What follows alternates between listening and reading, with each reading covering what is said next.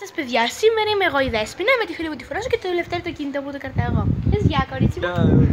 Άντε μπλεξού Μαρή. Λοιπόν, σήμερα έχω πάει εγώ βόλτα με τη Φρόσο και ήρθαμε προς το Λευτέρη. Τις τρίχες στο παντελόνι. Απ' την κούφτα που πέσα, πείτε. Και σήμερα θα σας εξηγήσω εδώ πέρα κοντά. Λοιπόν, ας πούμε λίγο τα πεύκα. Ό,τι και να είναι αυτά. Είναι πολύ ωραία εδώ πέρα.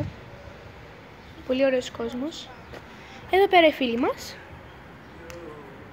Φίλοι στο τέτοιο, στο σκήτα ή ο Μητρογιώτα. Και να σας πω τώρα την αλήθεια ότι μου αρέσει πολύ εδώ πέρα που είμαι. Όμως θα φύγουμε σε λίγο γιατί... Της έχω πει να πάω με τον μπαμπά μου να πάμε στα bowling. Καλά, τι λέει. Ναι, δεν είναι σωστό να πάμε, δεν είναι σωστό.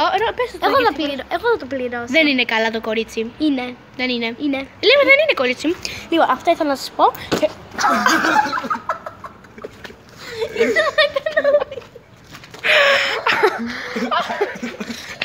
Γελάτε! Μαρή κατέβει τηλέφωνο μου. Είσαι χαζό! Ωραία, σας κλείνω γιατί πόνεσε το κεφάλι μου τώρα.